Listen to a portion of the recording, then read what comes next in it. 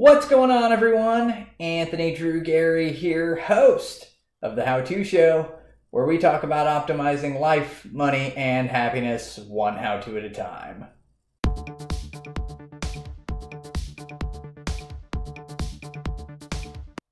This week on the show, we're going to talk about how to get a job interview, and whether it's a goal of yours for 2021 to find new or better employment, or it's just a situation where 2020 was more than a lot of people could handle. Maybe you're in a situation where you're looking for employment.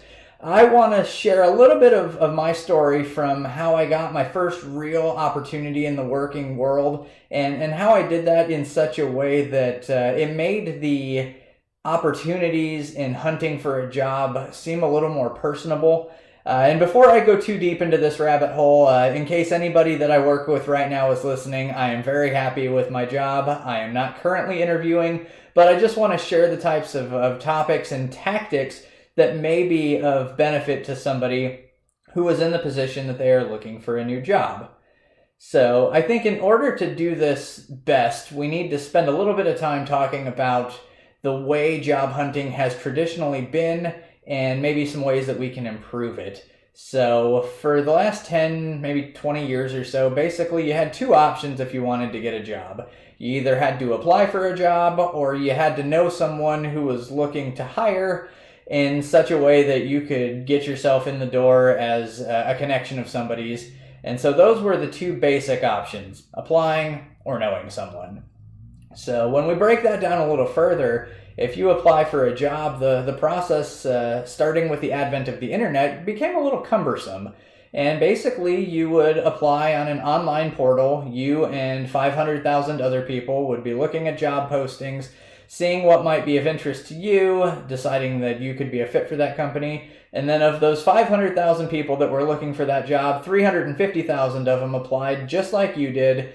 And you submitted your resume, and after you submitted your resume, you had to type out all the individual lines of your resume into their little applicant tracking system, where they could pull out bits and pieces of maybe what they thought were good qualities in you based on a sheet of paper that you created in, what may or may not have been your best hour. If you're creating your resume in a time where you need a job, you may not be thinking the freshest. And so that whole process of the applicant tracking system just really grinds me a little bit the wrong way. And so I want to talk about a scenario that I used in my own personal life to sort of bypass that entire system and get yourself a little further away from the applicant tracking world or the applying world, and a little closer to that knowing someone world, even if you may not know someone personally.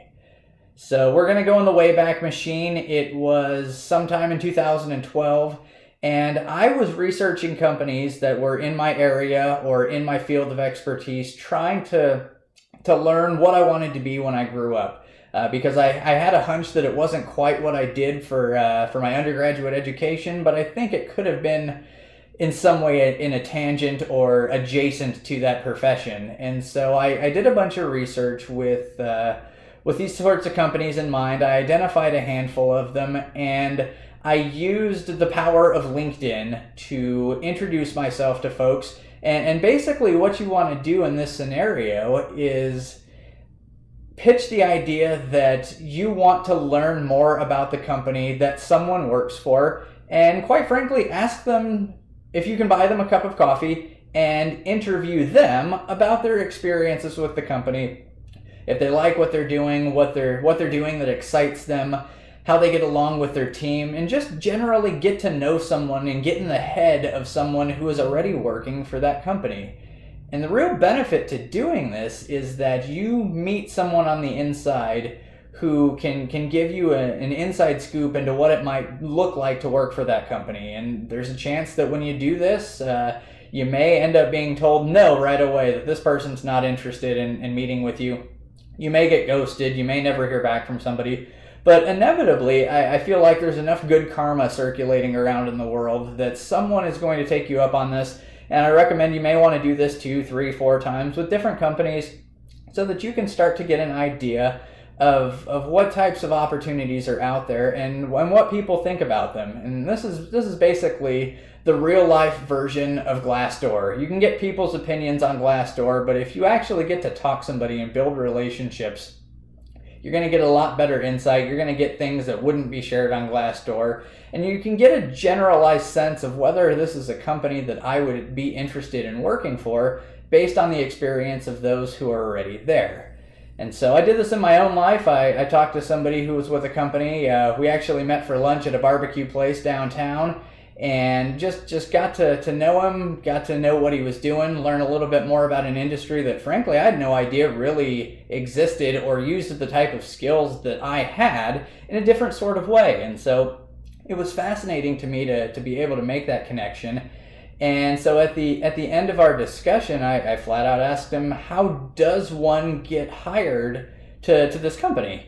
And at the time, he told me that, they're not really looking for anybody, but it was good to meet him. And so that was really where we walked away from that situation, just to get an understanding of what they did, and just left it open-ended. There was no expectation on either end that anything would happen.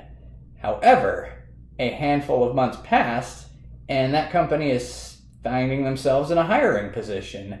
And so if you're doing this sort of thing, you're having these interactions with people that are in the buildings. When they find out that there's a new position or a new opening, or the company is looking to grow or expand somehow, that whole process of taking somebody and interviewing them becomes an opportunity for you to build rapport with that person. And I don't know if this is a well-kept secret or not, but companies generally like employee referrals. If you are the owner or the human resources person in a company, and you can get somebody in the door to come and work for you based on the recommendation of somebody who you already trust because that person's already working for you, it generally works well for everybody. And so what you're doing here, whether or not it's tacitly implied or just straight up, setting the expectation that you're trying to get a job with this company, you're building rapport with somebody who works there. And there is a decent opportunity that if that company decides to hire in the near future, your name could be thrown in the ring just because you reached out to have a cup of coffee with somebody. A cup of coffee costs a couple of dollars. If you're buying for both parties, costs a couple more than that.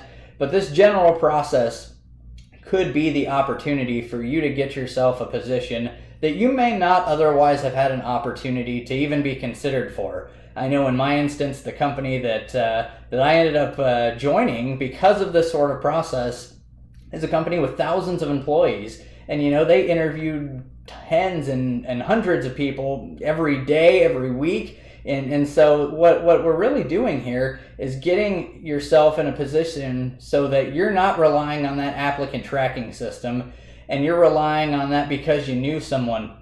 Even though you didn't necessarily know someone in the beginning, you had to build that connection and take that extra step.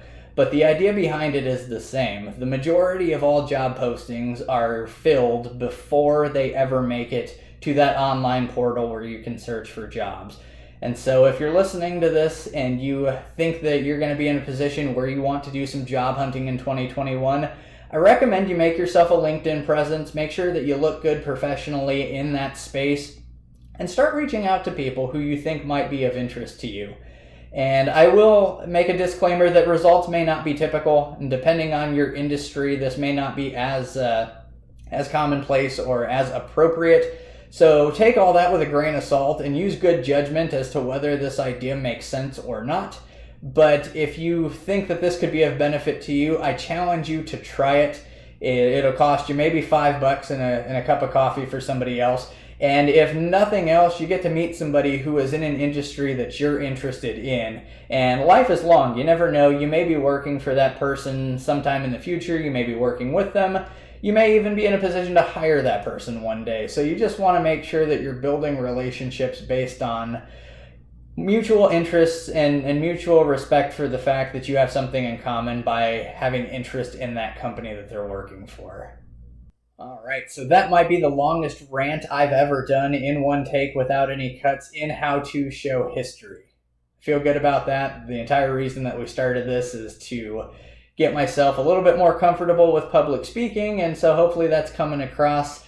I hope you appreciated something out of this episode, or you can take something away from it so that you can use it in your own life. And if you did, or you can, or you have any questions about how it works, leave me a comment down below. I'll interact with every person that does that.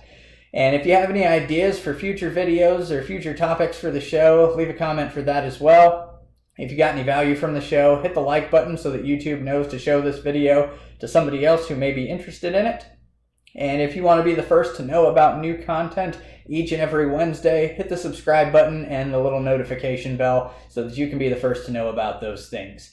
As always, this video will also be available in audio format in the podcast player of your choice. All you have to do is check out The How To Show on whatever podcast you subscribe to.